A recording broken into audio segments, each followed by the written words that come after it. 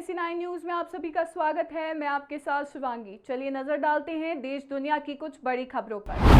राजस्थान के ब्यावर से भाजपा विधायक शंकर सिंह रावत की बेटी कंचन चौहान के दिव्यांगता प्रमाण पत्र को लेकर विवाद बढ़ता जा रहा है। उन पर आरोप है कि उन्होंने फर्जी सर्टिफिकेट बनवाकर नायब तहसीलदार के पद पर नियुक्ति हासिल की। एक न्यूज चैनल से हुई बातचीत में विधायक रावत ने इस पूरे मामले पर कोई भी प्रतिक्रिया देने से इनकार कर दिया।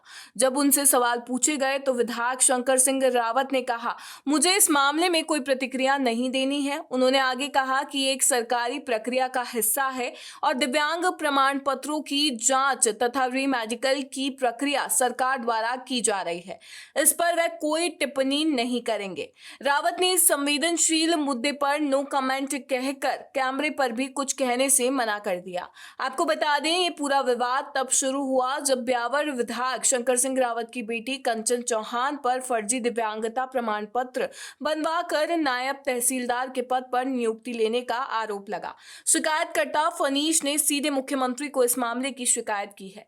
बताया गया है कि कंचन चौहान ने आरपीएससी की परीक्षा में विशेष योग्यता वर्ग के तहत चयन पाया था। शिकायत में दावा किया गया है कि कंचन चौहान ने 2024 की परीक्षा में 40% से अधिक की दिव्यांगता दर्शाकर विशेष कोटे का लाभ उठाया, जबकि उनकी वास्तविक स्थिति अलग है। इस आरोप के बाद से राजनीतिक गलियारों में हलचल तेज हो गई है। देश के पुलिस थानों में सीसीटीवी कैमरों के ठीक से काम न करने पर सुप्रीम कोर्ट ने गंभीर रुख अपनाया है। राजस्थान में 2025 के पहले 8 महीनों में हिरासत में 11 लोगों की मौत की मीडिया रिपोर्ट का संज्ञान लेते हुए सुप्रीम कोर्ट ने इस मामले को गंभीरता से लिया है।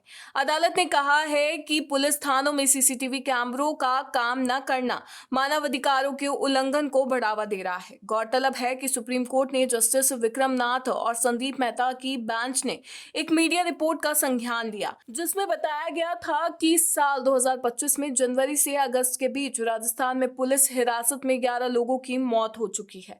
इस रिपोर्ट में यह भी सामने आया कि ऐसे मामलों में अक्सर पुलिस सीसीटीवी फुटेज देने से बचती है। इसके पीछे पुलिस की तरफ से कई तरह के कारण बताए जाते हैं, जैसे कि तकनीकी खराबी, फुटेज स्टोरेज की कमी, जांच जारी है या कानूनी प्रतिबंध। कई मामलों में तो पुलिस ने फुटेज देने से सीधे इनकार कर दिया या जानबूझकर देरी की।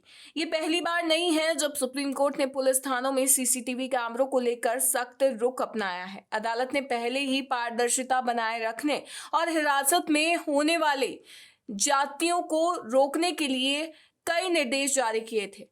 सुप्रीम कोर्ट ने आदेश दिया था कि सभी राज्यों और केंद्र शासित प्रदेशों में हर पुलिस थाने में सीसीटीवी कैमरे लगाए जाएं। अदालत ने यह भी साफ किया था कि थाने का कोई भी हिस्सा, जिसमें रिमांड रूम भी शामिल है, कैमरे की निगरानी से बाहर नहीं होना चाहिए।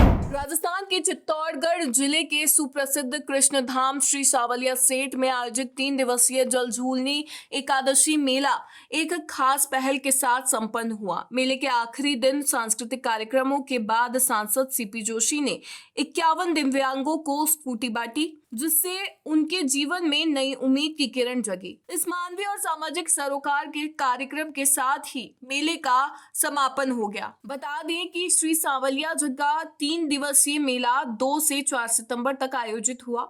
इस दौरान लाखों की संख्या में श्रद्धालुओं ने दर्शन किए। मेले की शुरुआत ठाकुर जी की भव्य शोभा यात्रा और विराट कवि सम्मेलन से हुई, जिसमें देश भर के प्रख्यात कवियों ने अपनी रचनाओं से समा बांध दिया। अगले दिन ठाकुर जी को रजत रथ पर विराजित कर शोभा यात्रा निकाली गई, जिसमें आतिशबाजी और भक्तिमय माहौल ने भक्तों को मंत्रमुग्ध कर दिया। हालांकि मेले का सबसे महत्वपूर्ण और प्रेरणादायक हिस्सा आखिरी दिन का रहा, जब मीरा रंगमंच पर आयोजित एक समारोह में 51 दिव्यांग जनों को ट्राई मोटरसाइकिल वितरित की गई। जोधपुर में आज आरएसएस और उससे संबद्ध संगठनों की अखिल भारतीय समन्वय बैठक होगी। इस 3 दिवसीय बैठक आरएसएस प्रमुख मोहन भागवत समेत 32 संबद्ध संगठनों के लगभग 320 प्रतिनिधि शामिल होंगे। भारतीय जनता पार्टी अध्यक्ष जेपी नड्डा भी इस बैठक में शामिल होंगे। बीजेपी के राष्ट्रीय अध्यक्ष नड्डा बैठक में भाग लेने के लिए कल शाम जोधपुर पहुंचे। हवाई अड्डे पर नड्डा की अगवानी के लिए मुख्यमंत्री भजनलाल शर्मा दौरे पर जोधपुर आए और वहीं से जयपुर लौट गए। आरएसएस के राष्ट्रीय प्रचार एवं मीडिया विभाग के प्रमुख सुनील आम्बेकर ने कहा कि इस बैठक का उद्देश्य प्रस्ताव पारित करने या औपचारिक निर्णय लेने के बजाय भाग लेने वाले समूहों के बीच मजबूत सहयोग को बढ़ावा देना है। आम्बेकर ने बताया कि वे अपनी जमीनी अनुभवों के आधार पर देश की वर्तमान स्थिति का आकलन भी प्रस्तुत करेंगे। साथ ही पंजाब, पश्चिम बंगाल एवं पूर्वोत्तर आदि के क्षेत्रीय मुद्दों पर विचारों का आदान प्रदान करेंगे। राजस्थान सरकार जल्द ही मोटर व्हीकल एग्रीगेटर नीति लाएगी। Deputy CM doctor Premchand Bairwa ने बताया कि सड़क परिवहन एवं राजमार्ग मंत्रालय द्वारा हाल में जारी की गई मोटर व्हीकल एग्रीगेटर गाइडलाइन 2025 का अध्ययन किया जा रहा है। राजस्थान में जल्द ही ये पॉलिसी लाई जाएगी। उप मुख्यमंत्री ने प्रश्नकाल के दौरान पूरक प्रश्नों का उत्तर देते हुए विधानसभा में ये जानकारी दी। उन्होंने कहा कि ये नीति जारी होने के बाद एग्रीगेटर कैब कंपनियों के वाहनों के लिए अलग से किराया निर्धारित किया जा सकेगा। इस नीति के मुताबिक एग्रीगेटर कैब कंपनी का लाइसेंस प्राप्त करने के लिए कंपनियों के पास न्यूनतम 50 मोटर कैब या अन्य वाहनों की स्थिति में न्यूनतम 25 वाहन होना आवश्यक है। इसके अलावा राजस्थान बाइक टैक्सी पॉलिसी 2017 में न्यूनतम 1 दोपहिया वाहन और रेंट ए मोटरसाइकिल योजना में न्यूनतम 5 दोपहिया वाहन आवश्यक है। राजस्थान के जालोर जिले से निकलने वाली लूनी नदी के बढ़ते जलस्तर ने पावटा गांव के हालात बिगाड़ दिए हैं। पिछले 7 दिनों से ये गांव चारों ओर से पानी से घिरा हुआ है, जिसके कारण यहां रहने वाले 100 से ज्यादा परिवार अपने घरों में कैद हैं। हालात ऐसे हैं कि वे जान जोखिम में डालकर टायर ट्यूब के सहारे राशन और जरूरी सामान ला रहे हैं। नदी के तेज बहाव के कारण गांव का सड़क संपर्क पूरी तरह से टूट गया है। ग्रामीणों का कहना है कि 7 दिन बीत जाने के बाद भी ना तो कोई राहत सामग्री पहुंचाई गई है और ना ही प्रशासन का कोई जिम्मेदार व्यक्ति हालात जानने आया है। गांव के लोग राशन लाने के लिए टायर ट्यूब या अस्थायी साधनों के जरिए पानी से होकर बाहर जाने को मजबूर है। ये स्थिति उनके जीवन को और खतरे में डाल रही है। लूनी नदी का जल स्तर लगातार बढ़ रहा है, जिससे लोगों की चिंता बढ़ गई है, जिससे घरों में कैद ग्रामीण डर के साए में जी रहे हैं। अगर जल स्तर और बढ़ा तो स्थिति गंभीर हो सकती है। ग्रामीणों ने बताया कि सबसे ज्यादा परेशानी छोटे बच्चों, महिलाओं और बुजुर्गों को हो रही है। अलवर की मुडावर विधानसभा से विधायक ललित यादव ने विधानसभा में खेड़तल तिजारा जिले का नाम भट्टहरी नगर करने से जुड़े मामले पर सरकार से सवाल पूछा है। उन्होंने कहा, क्या सरकार खेड़तल तिजारा जिले का नाम भट्टहरी नगर कर जिला मुख्यालय ट्रांसफर किया जा रहा है, और अगर हाँ तो इसके लिए किन प्रशासनिक, भौगोलिक और आर्थिक मानदंडों को ध्यान में रखा गया है। विवरण सदन की मेज पर रखे। बता दें कि खेड़तल तिजारा जिले का नाम बदलने के बाद ग्रामीण विरोध में उतर गए हैं। जिले का नाम भट्टहरी नगर करने के विरोध में विशाल ट्रैक्टर रैली भी निकाली गई थी, जिसमें हजारों ग्रामीणों ने जिला बचाने की मांग को लेकर सीएम के नाम ज्ञापन सौंपा और आंदोलन की चेतावनी दी। इस पर राजस्व विभाग की ओर से जवाब दिया गया है। बताया गया है कि खेड़तल तिजारा जिले का नाम भट्टहरी नगर कर जिला मुख्यालय अन्यत्र स्थानांतरित करने के लिए राजस्व विभाग स्तर पर कोई परिपत्र या अधिसूचना वर्तमान में जारी नहीं की गई है। बढ़ते सड़क हादसों पर अंकुश लगाने के लिए दिल्ली रोड पर चंदबाजी से शाहजहांपुर तक 125 किलोमीटर दूरी में लेन सिस्टम लागू किया जा रहा है। ये पायलट प्रोजेक्ट 6 सितंबर से सख्ती से शुरू होगा।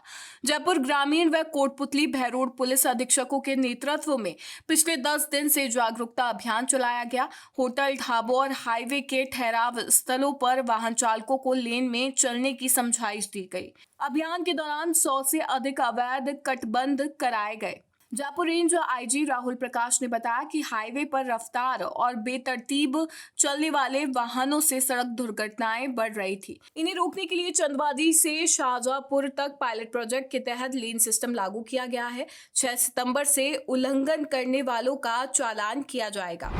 प्रदेश में अतिवृष्टि के कारण 193 लोग काल का ग्रास बन गए। वहीं इस मुद्दे पर कल विधानसभा में भारी हंगामा हुआ। सत्ता पक्ष और विपक्ष के सदस्यों के आरोप प्रत्यारोप के बीच पूरे दिन में सदन की कार्यवाही मात्र 127 मिनट ही चल पाई। किसानों और प्रभावितों के लिए विशेष राहत पैकेज की मांग को लेकर विपक्ष ने वेल में आकर नारेबाजी की। सत्ता पक्ष और विपक्षी सदस्य कई बार आमने सामने हुए। इस हंगामे के बीच सदन में 3 बिल पारित किए गए। इसके बाद विधानसभा अध्यक्ष वासुदेव देवनानी ने सदन की कार्यवाही सोमवार सुबह तक स्थगित कर दी। विपक्ष ने सदन की कार्रवाई के दौरान किसानों प्रभावितों के लिए विशेष राहत पैकेज की मांग करते हुए वेल में आकर सत्ता पक्ष को घेरा और स्लोगन लिखे कागज लहराए। वहीं सत्ता पक्ष ने भी कांग्रेसी सदस्यों पर आरोप लगाते हुए नारेबाजी की। विधानसभा अध्यक्ष वासुदेव देवनानी सदन की गरिमा बनाए रखने के लिए सदस्यों को चिताते रहे, लेकिन कुछ सदस्यों ने आसन को भी चुनौती देने की कोशिश की। ऐसे में पहली बार 86 मिनट के लिए कार्यवाही स्थगित की गई और दोबारा केवल 33 मिनट ही सदन चला। इस तरह कल सदन केवल 127 मिनट चला। ईद ए मिलादुन नबी का पर्व आज देश भर में पूरे श्रद्धा और उल्लास के साथ मनाया जाएगा। इस दौरान जयपुर में भी प्रशासन की ओर विशेष व्यवस्था की गई है। शहर में सुरक्षा व्यवस्था को चाक चौबंद रखने के लिए 5 IPS, 8 ASP, 5 ACP और 15 पुलिस निरीक्षक सहित लगभग 500 कांस्टेबल से लेकर SI स्तर के पुलिसकर्मी तैनात रहेंगे। ईद ए मिलादुन नबी के अवसर पर दोपहर में एक भव्य जुलूस निकाला जाएगा, जो दोपहर 3 बजे 4 दरवाजा से शुरू होगा और करबला इलाके में जाकर समाप्त होगा। जुलूस के दौरान शहर में यातायात व्यवस्था को सुचारू रखने के लिए ट्रैफिक डायवर्जन की योजना बनाई गई है। जुलूस के मार्ग पर वाहनों की आवाजाही को प्रतिबंधित किया जाएगा और समानांतर मार्गों से ट्रैफिक को डाइवर्ट किया जाएगा। इस दौरान नागरिकों से अपील की गई है कि वह जुलूस के रूट से बचें और वैकल्पिक मार्गों का उपयोग करें ताकि यातायात में किसी तरह की रुकावट ना हो। NSE9 न्यूज में फिलहाल इतना ही। आगे की खबरों से अपडेट रहने के लिए बने रहिए NSE9 न्यूज के साथ। नमस्कार।